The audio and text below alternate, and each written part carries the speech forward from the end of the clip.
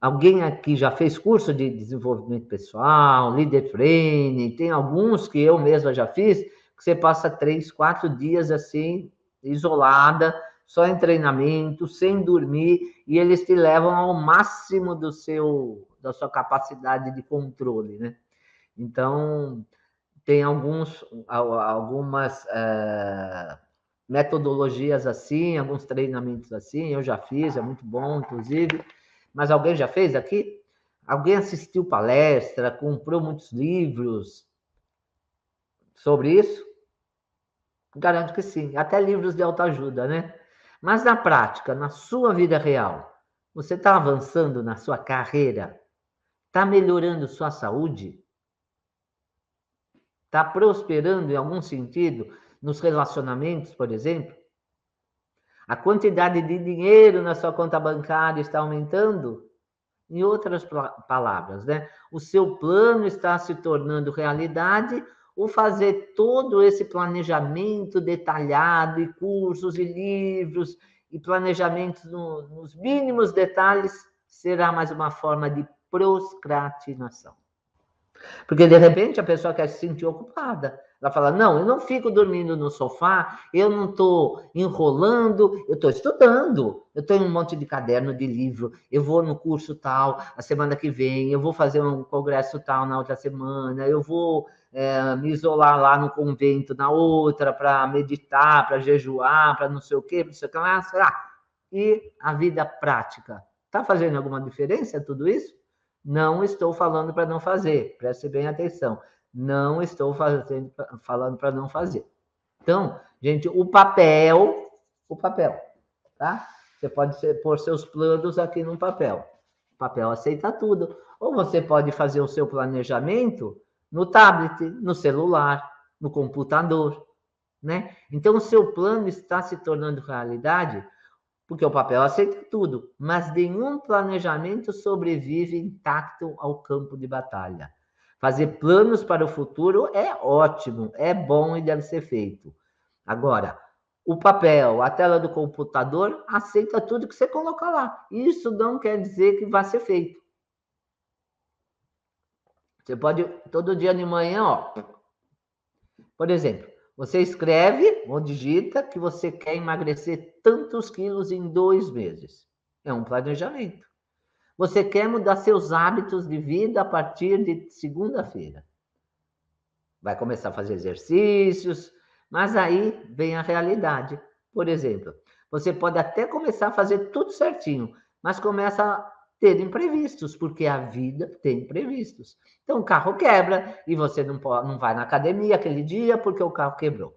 Você não consegue comer de maneira correta porque tem que comer fora de casa. Aliás, teve uma pessoa até que comprou o protocolo IDF, devolveu quando ela soube que, claro, a gente ia mudar a alimentação e tudo mais. Por essa desculpa. Eu fiquei sabendo disso. Ela mandou um e-mail. Eu não vou fazer porque eu fiquei sabendo que tem que mudar a alimentação e eu como fora de casa. Essa pessoa, com certeza, é procrastinadora. No mínimo, ela não tem, né? Não tem nem fé no que ela acredita, ou se acredita em alguma coisa, ela não faz. Tá? Inventou uma desculpa para não fazer. Porque quem quer fazer, faz. Não importa onde que esteja. E ao contrário, outra pessoa que comprou lá o IDF trabalha em plataforma. Fica 15 dias embarcado. E comprou e está fazendo. Olha a diferença, né? Porque numa plataforma embarcada é muito mais difícil lá. Você não tem restaurante. Você não tem muita opção. É o que servem lá. Mas está fazendo. Tá? Então, tem dois tipos de pessoas, né? Então, tudo isso serve como desculpa para procrastinar, né? Então, você não consegue comer da maneira correta, é porque vai comer fora. Bom, tem opções, mesmo comendo fora. Tem marmita para levar. Então, quem quer, faz. Aí você começa, né, compensar, porque não deu certo aquele plano que você tinha. Aí, para compensar, você começa a beber, come tudo que não pode. Ah, não deu certo mesmo, né? Então, vou enfiar os 2 pés na jaca. Aí vem a culpa. E a culpa é outro sintoma muito tóxico para nós. Todos os sintomas, os pensamentos negativos, as emoções negativas trazem toxinas. O corpo começa a produzir toxinas inflamatórias. Por isso que eu incluí as sessões terapêuticas no meu programa de desinflamação DSC. Porque não é só o que a gente come, não é só o que a gente toma e o que a gente respira que tem toxinas, é o que a gente pensa também, né? E o pior, né? Quando a pessoa já descamba, já não deu certo o seu planejamento, enfia o pé na jaca, vem a culpa, tenta retomar o plano, mas sem a mesma empolgação. E aí, põe tudo por água abaixo. Aí você pode concluir que o problema estava no planejamento, que não era bom. Bom, então eu planejei, eu pus tudo no papel bonitinho, né? Pus o marca-texto, risquei com caneta vermelha, tudo bonitinho o planejamento no papel, né? Ou no computador, mas não deu certo. Aí você fala, não, o plano que não era bom, não é culpa minha, o plano não era bom. Aí você volta para o plano, encontra uma nova ideia, uma nova estratégia. Depois de repetir esse ciclo algumas vezes, que não dá certo, e retoma o plano, e faz outro plano, você começa a perceber que planos longos, super detalhados, não estão funcionando. Porque a vida é cheia de detalhes imprevistos. A vida não é perfeita. O papel aceita tudo. O papel é perfeito. O que você digita no Word é perfeito. Por quê? Porque ele não é a vida. E por isso que nós temos que saber planejar o nosso futuro, né? Isso não significa que planejar e estudar são atitudes inúteis, de maneira nenhuma. Aqui, minha gente, ó, eu vivo estudando. Então, vou mostrar meu caderno para vocês, ó. Eu sou do caderno, tá? Eu vivo estudando, eu vivo tendo aula e eu planejo meu futuro também, mas sem muito detalhe, tá? Então, não significa que são atitudes inúteis, pelo contrário, mas significa que você tem que equilibrar melhor seu planejamento e sua ação. Gravem essa palavra, ação. Se tiver planejamento sem ação, não há atitude, não há meta a ser cumprida, né? Então, a gente faz igual aquela lá que falou, que a gente dobra a meta quando atingir a meta e não tem meta nenhuma, né? Vocês lembram bem quem é. Então, o caminho se faz caminhando, gente. O caminho se faz caminhando. Anotem essa frase. O caminho se faz caminhando. O caminho não se faz pensando, tá? E planejando.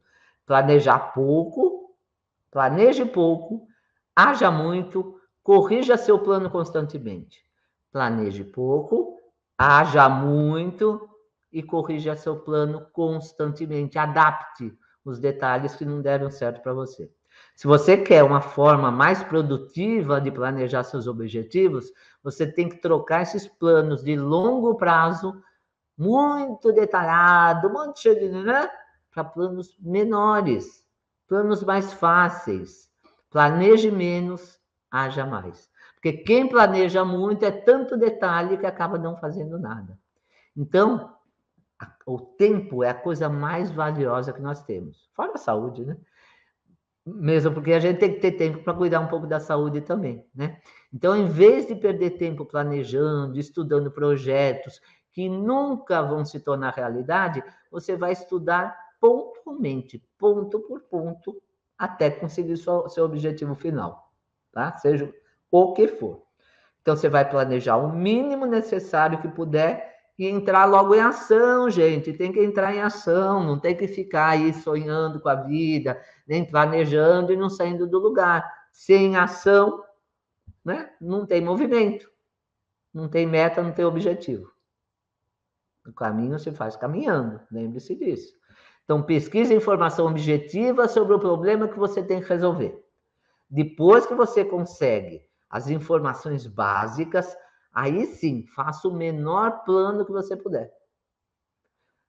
Não crie um plano todo detalhado, não pense em coisas grandiosas, não que a gente não deva pensar em coisas grandiosas, entenda bem, a gente tem o direito de pensar no maior caso, maior carro, maior iate, tudo maior, porque nós temos direito, tá? E o universo é abundante, o universo tem para todo mundo, mas isso é para frente, primeiro planos pequenos é aquela história, de grão em grão, a galinha enche o papo, tá? Então, não faça planos que vão demorar meses ou anos para se concretizar.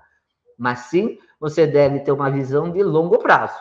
Você está enxergando lá a sua casa, a sua mansão, lá longe, né? Mas tem que ter um guia para dar as orientações gerais do seu destino. Isso daí, né? Você vai planejar lá longe como um guia, tá? Que você quer alcançar.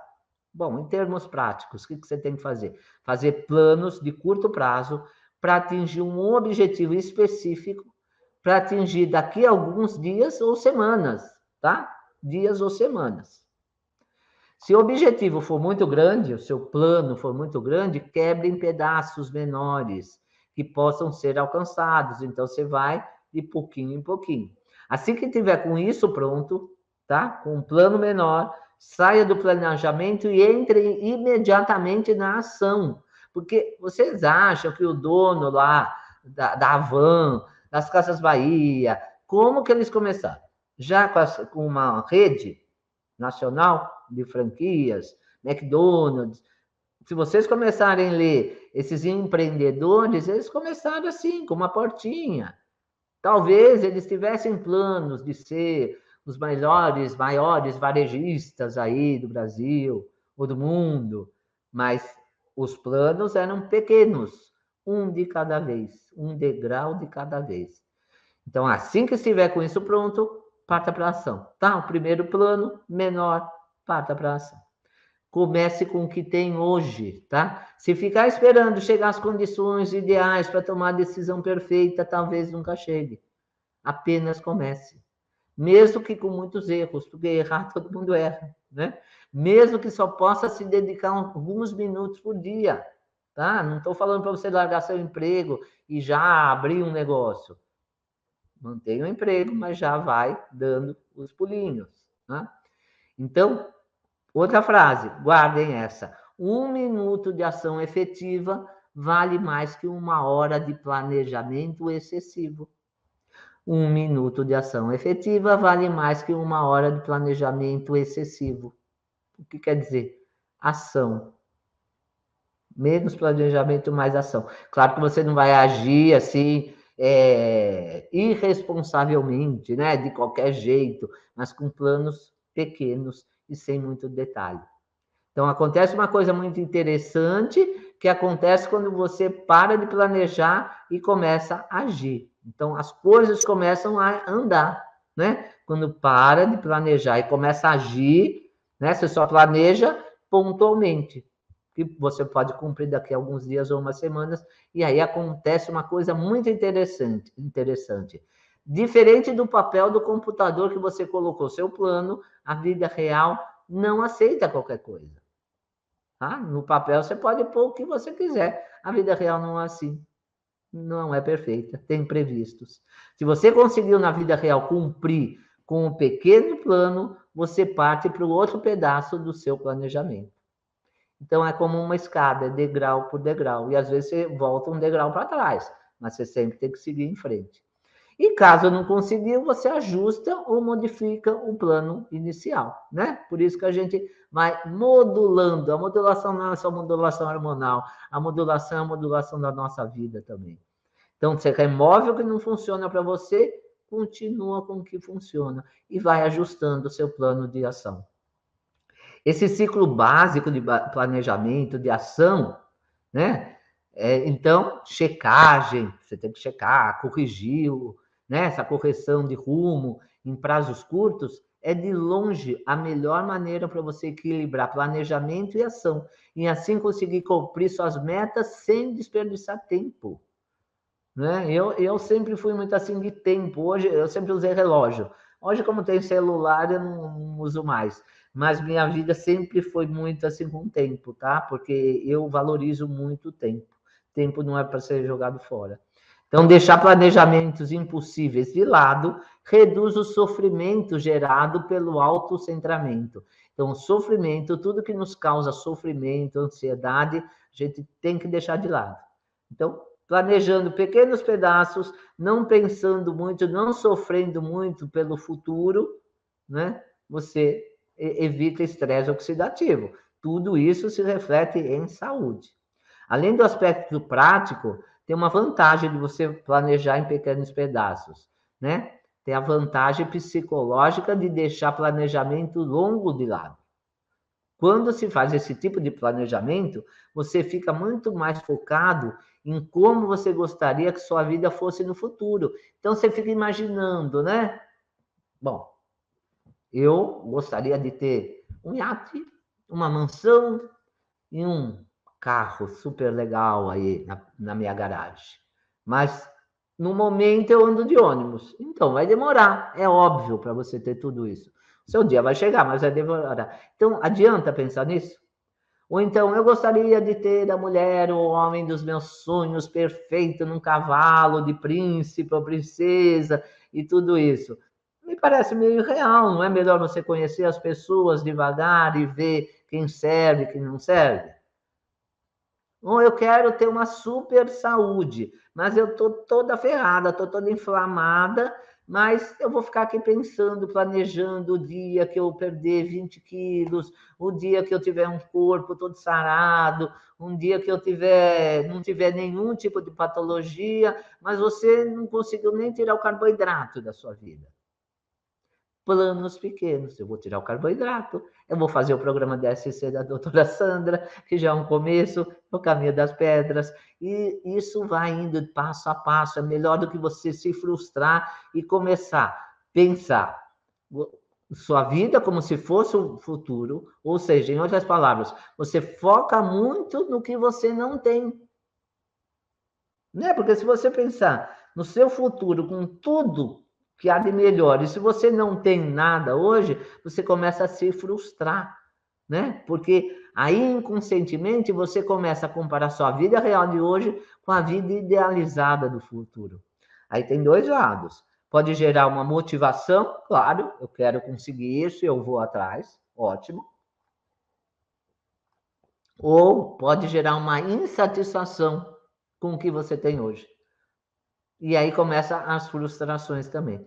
Então, muitos séculos atrás, grandes intelectuais já tinham identificado que esse tipo de comparação gera sofrimento. Tudo que nos traz ansiedade, tudo que gera sofrimento, a gente tem que deixar de lado, tá? Tudo que a gente ficar remoendo tem que deixar de lado, porque traz doença. Quando a gente está apegado ao desejo de um futuro ideal, ou até uma versão ao que a gente tem hoje em dia, o que a gente é hoje em dia, nós acabamos não prestando atenção ao que temos de bom hoje e esquecemos de agradecer. Aliás, uma das sessões terapêuticas do programa DSC é sobre agradecimento, a gratidão, tá? Porque a gratidão abre portas, tá? As coisas começam a vir. Então, quem agradece consegue mais. E muita gente só reclama, né? A gratidão é o contrário da reclamação. Por isso, quando você deixa de procrastinar, ou seja, de ficar empurrando com a barriga e falando, eu vou planejar mais um pouco, eu vou fazer mais aquele curso, eu vou fazer mais, assistir mais uma palestra antes de montar meu negócio, ou seja, o que for, né? Ou eu, antes de eu querer casar com alguém, eu vou conhecer todos os homens do mundo, vários tipos de procrastinação. Então, você deixa de fazer planos detalhados de longo prazo, que podem nunca se tornar realidade, e você reduz seu autocentramento. Você vai se concentrar na vida prática, tá? Então, quando você deixa de procrastinar, você consegue se concentrar no que é prático e o que é real na nossa vida. E na próxima ação que você tomar para alcançar um pequeno objetivo de curto prazo, as coisas começam a andar, né? De pequeno em pequeno objetivo, sem perder tempo, sem procrastinar, você vai avançando de maneira produtiva para melhorar sua vida, sempre se mantendo no momento presente, lidando com todas as limitações da realidade, da sua vida real, e tendo a oportunidade de agradecer por cada pequena conquista. Ninguém, você vê às vezes alguém aí que está bem de vida e a pessoa fala, ai, que sorte que teve. Ninguém viu que a pessoa passou, ninguém viu que ela lutou, ninguém viu quantos planos ela fez para chegar onde ela está hoje. Então, o excesso de planejamento é uma enorme perda de tempo. A pessoa fica pesquisando tanto, e estudando tanto, e planejando tanto, que não sai do lugar. Não estou de maneira alguma falando para a pessoa agir desvairadamente, deixa a vida me levar, né? A gente tem que ter foco, objetivo, metas e, claro, planejar o melhor que você puder para o seu futuro, porque o universo, ele tem grandeza, ele não tem escassez, tá? Tem para todo mundo. Só que você tem que aprender a planejar pequenos, né? Pequenos objetivos e agir. Porque sem ação não tem meta, não tem objetivo, não tem nada. Você só vai ficar pensando e se frustrando muitas vezes, tá?